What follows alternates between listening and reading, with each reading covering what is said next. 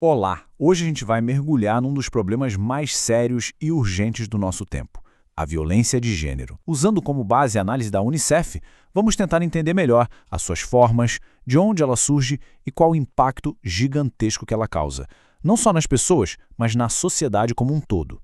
1 em 3. Olha, para pensar nesse número por um instante, é que quase 1 em cada 3 mulheres no mundo já sofreu violência sexual ou por parte do parceiro. É uma estatística, assim, alarmante, que já mostra logo de cara a dimensão do problema que a gente tem pela frente. E para a gente entender essa dimensão toda, é crucial enxergar o problema da forma certa. Sabe, não estamos falando de casos isolados, de uma coisa que acontece aqui e ali. Não, o que temos aqui é uma das violações de direitos humanos mais espalhadas pelo mundo inteiro. Essa frase que vem da análise da Unicef é bem direta e muito poderosa. Ela reforça essa ideia de que o problema é universal. Não é uma questão de lá, é uma questão de aqui também. Ela está presente em todos os países, em todas as comunidades, em todos os cantos da sociedade, sem exceção. Ok, a gente já entendeu a dimensão e o contexto do problema. Agora vamos um pouco mais fundo. O que é exatamente a violência de gênero? E mais importante, qual é a raiz, a causa principal de tudo isso? A definição formal fala que a violência baseada no gênero é qualquer tipo de dano ou até mesmo a ameaça de um dano. Mas a parte mais importante, a chave para entender tudo, está no finalzinho. Ela acontece por causa dos desequilíbrios de poder entre homens e mulheres arraigados em uma sociedade. Ou seja, no fundo, a questão é toda sobre poder.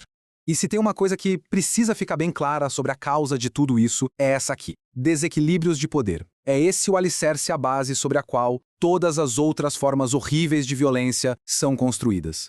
Mas como é que esse desequilíbrio de poder aparece na vida real? Bom, a violência de gênero tem muitas caras, todas terríveis. Ela vai desde a violência doméstica e sexual até práticas como casamento infantil, tráfico de pessoas para exploração sexual e, no seu extremo, o feminicídio.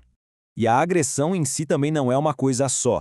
Ela não se limita ao dano físico, sabe? Ela ataca a pessoa em todas as frentes. No corpo, na sexualidade, no psicológico, causando trauma emocional gigantesco e até no bolso, no campo econômico, quando se usa o controle do dinheiro para tirar a independência da pessoa.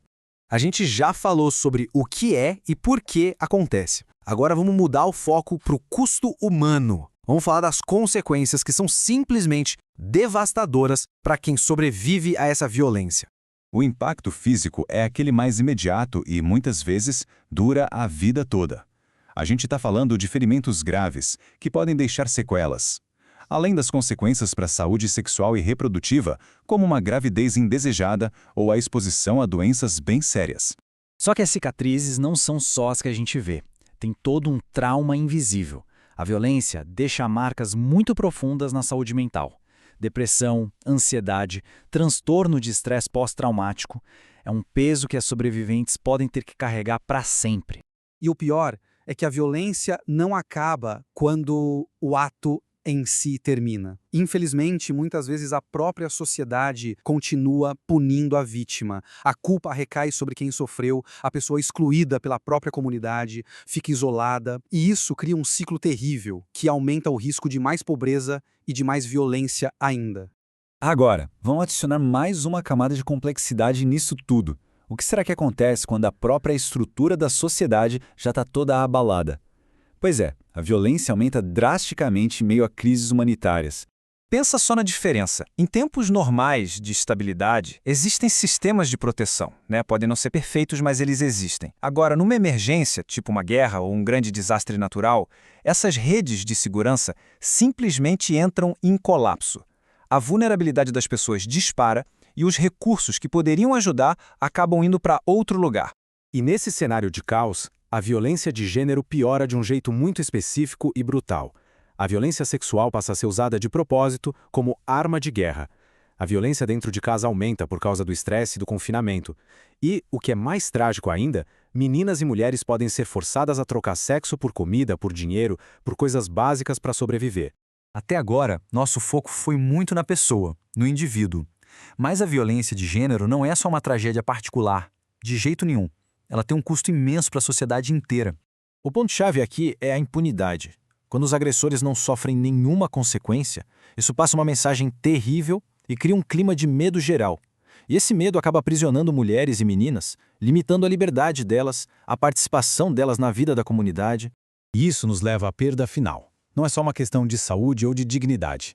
A análise da Unicef deixa bem claro que é uma questão de roubar a autonomia. Quando metade da população não pode estudar, não tem oportunidades, não tem voz na vida pública por causa da violência e do medo, é a sociedade inteira que perde, que deixa de alcançar todo o seu potencial.